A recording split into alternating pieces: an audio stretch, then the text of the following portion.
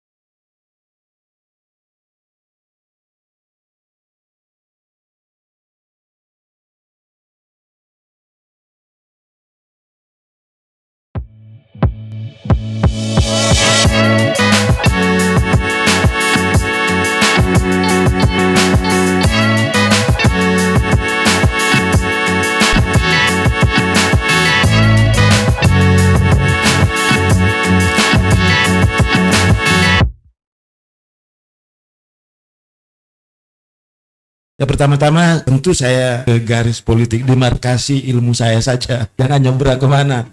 Misalnya sejarah, dalam ilmu politik itu sejarah itu adalah politik masa lalu dan politik itu adalah sejarah masa depan. Dan itu bisa bayangkan itu kalau sejarah masa lalu itu sudah hitam dan kalau tidak diperbaiki itu masa depan kita itu hitam dan itu pekerjaan politik. Itu tadi saya tidak mau mengarah ke sana. Jadi politik yang kita bicarakan sekarang adalah sejarah masa depan. Bisa dibayangkan kalau politik sekarang ini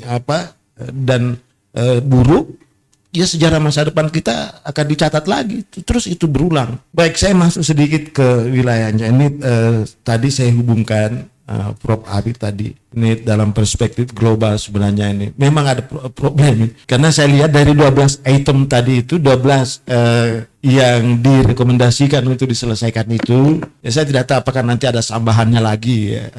Besok rezim berganti, tambah lagi ya. Tolong disusul ini.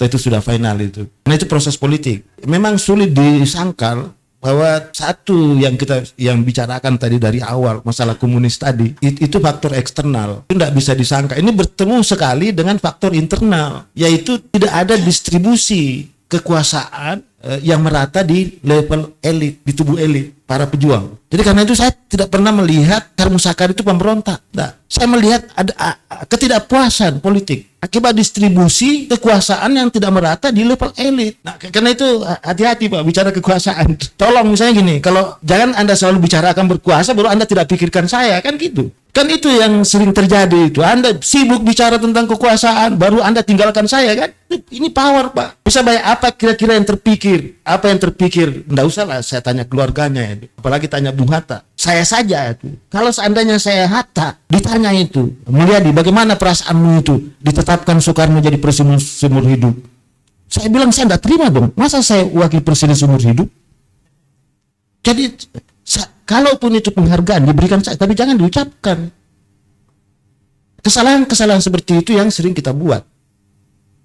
Gitu. Nah, coba ini kita langsung aja ya, waktunya sedikit Bang Hersu ya. Waktunya sedikit. Ini pertanyaannya apa? Menyelesaikan masalah atau menimbulkan masalah baru ini?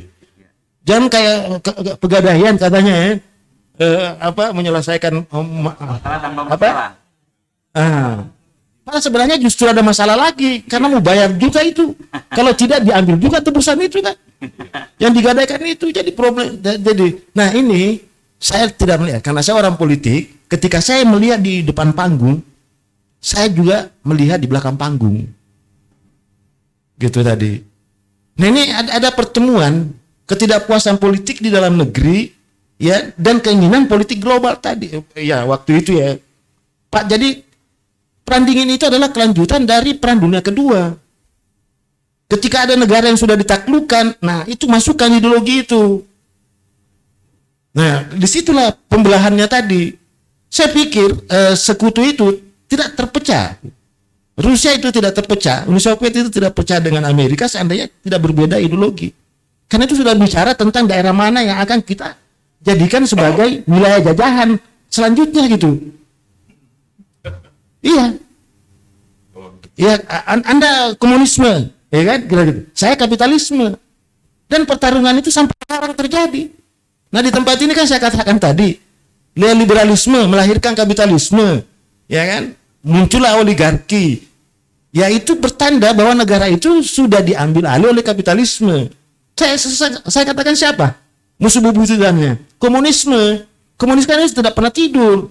Sebagai sebuah pemikiran ilmiah, bahkan akademik, komunisme itu sebenarnya tidak banyak menarik, Pak. Bagi dunia akademisi itu. Saya yakin hanya sedikit saja ilmuwan yang tertarik dengan komunis itu. Dari sisi akademik. Banyak celahnya itu. Tapi sebagai sebuah strategi, sebagai sebuah gerakan untuk melakukan revolusi, komunisme itu paling bagus itu. Itu Anda catat itu. Ya. Di dalam politik ya, komunisme adalah tempat persembunyian yang paling aman. Dan tempat untuk melakukan pembalasan yang paling hebat. Itu pernyataan politik saya. Ya. Karena itu tadi narasumber Forum Api menyebutkan data itu. Koersi itu lebih banyak dilakukan oleh kekuasaannya adalah komunis. Kenapa? Karena dia berasumsi bahwa kita ini merebut negara dari kaum kapitalisme. Karena itu kita harus rubah negara ini menjadi negara komunis. Karena negara komunis pasti kekuasaan itu harus represif. Kalau tidak oposisi kan. Nah, saya kira dari sekian banyak itu ya saya kembali lagi ke judul, jangan terlalu lewat saya.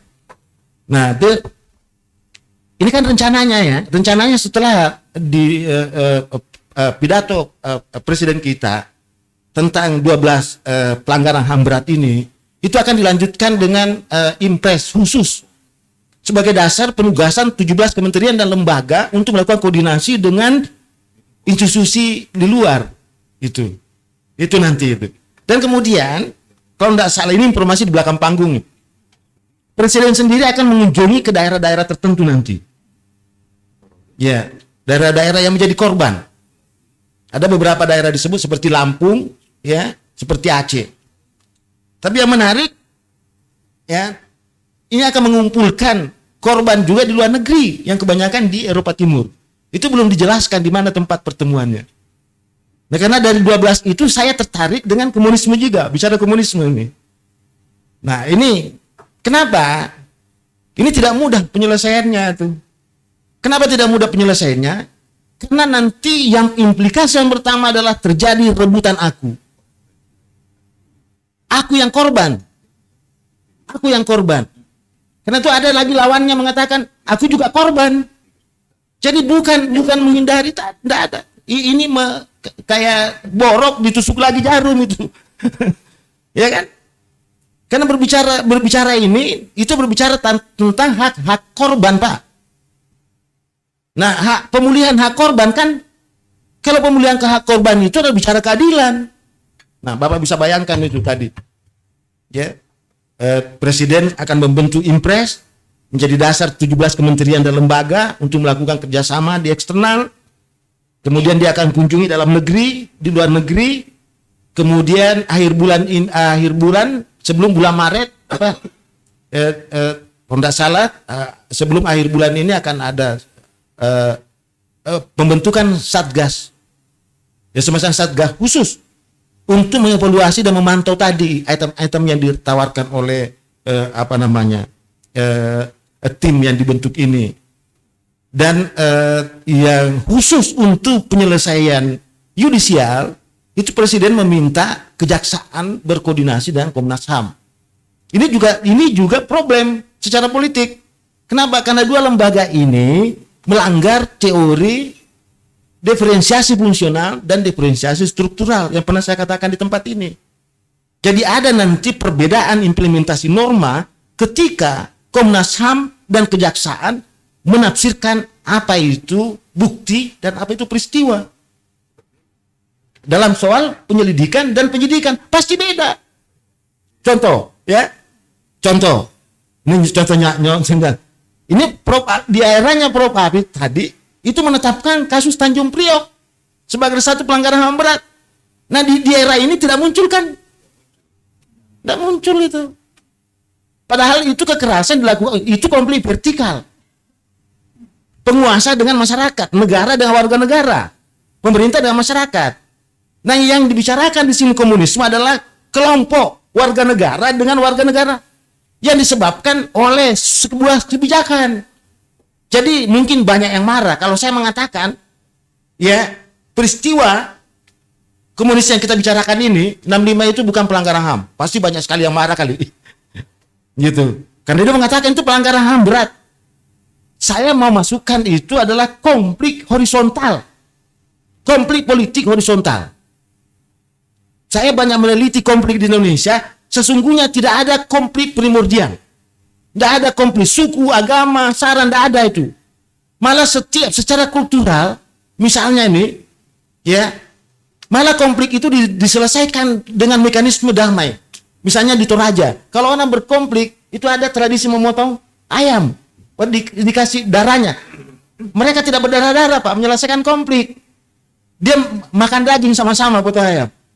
Ya, di Ambon ada kasus pila gandong misalnya kan, cara kultur itu bagaimana menyelesaikan konflik yang ada. Dilengkapi. Tapi kenapa tiba-tiba muncul kasus Poso, Ambon, Maluku Utara? Kenapa bisa itu? Saya berkesimpulan, semua konflik yang ada di Indonesia adalah konflik politik yang menggunakan instrumen primordial. Itu yang saya temukan, Pak. Dan ini tidak mudah.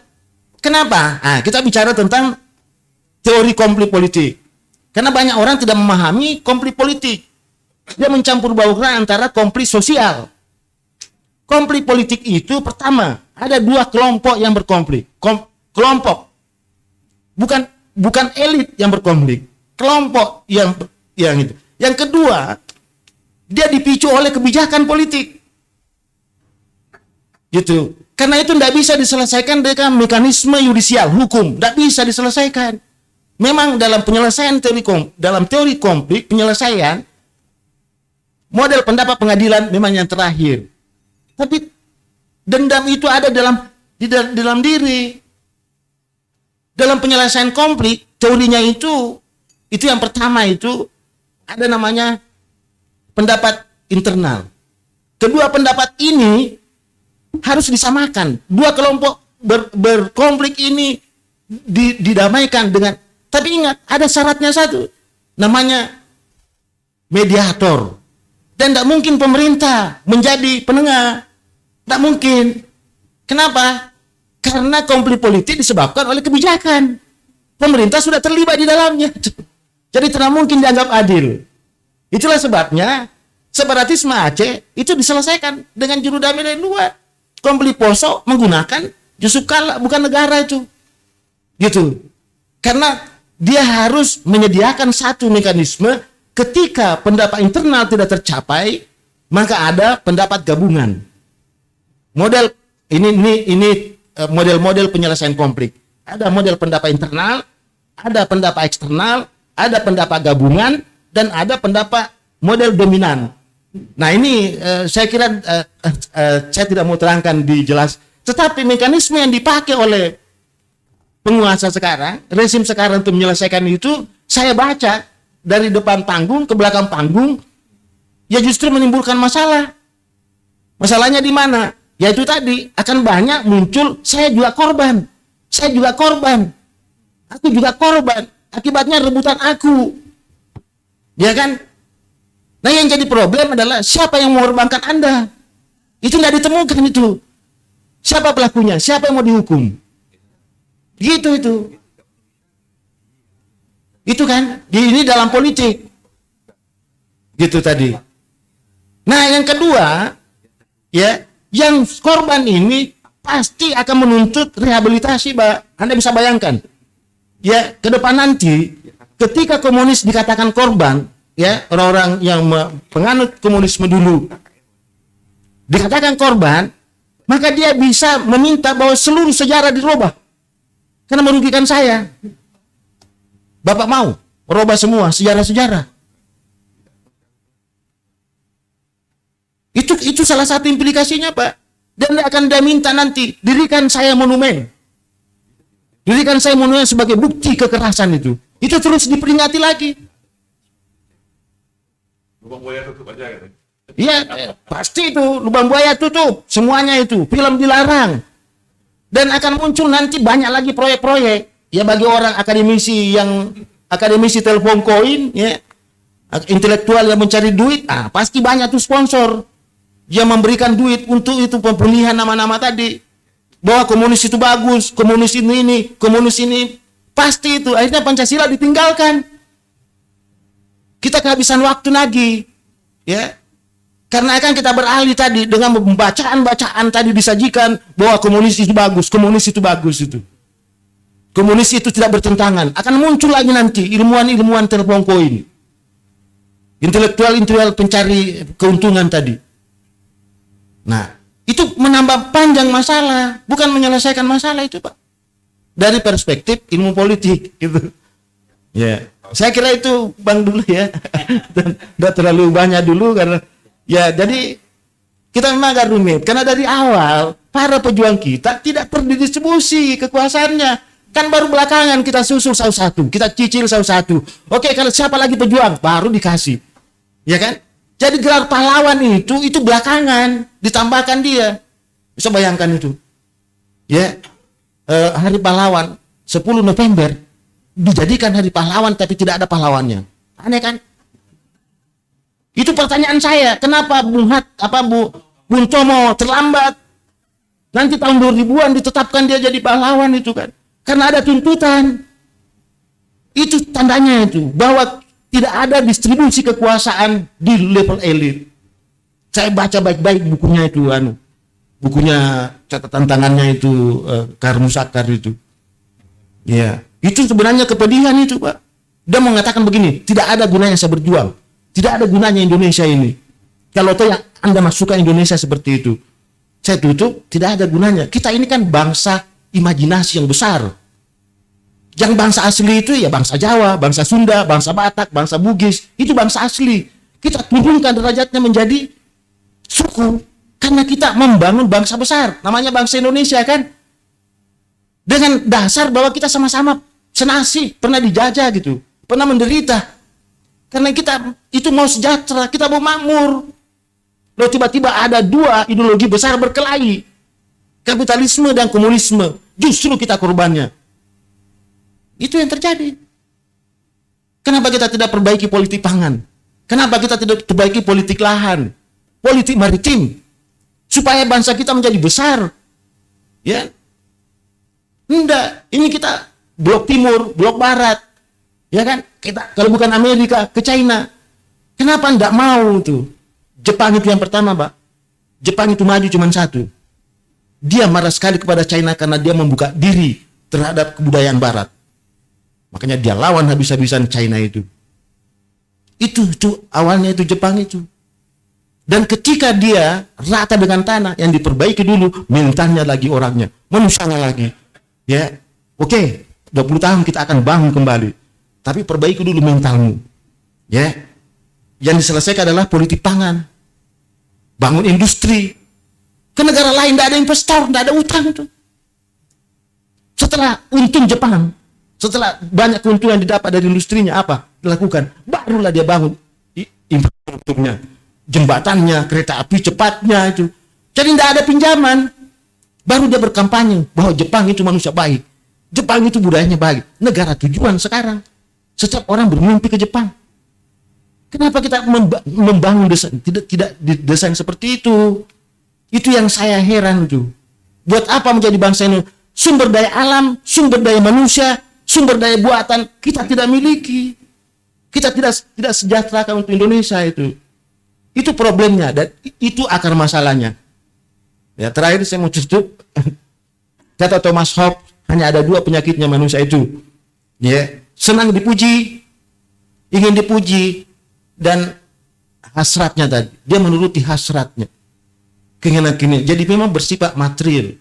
Karena itu dia pasti saling berkompetisi untuk memperebutkan wilayah dan di dalamnya ada sumber daya. Saya kira kalau itu kita sadari, ya kita seharusnya kan menutup. Udah, China urus urusanmu itu. Ya kan? Gitu. Saya kira itu, Bang. Terima kasih. Assalamualaikum warahmatullahi wabarakatuh.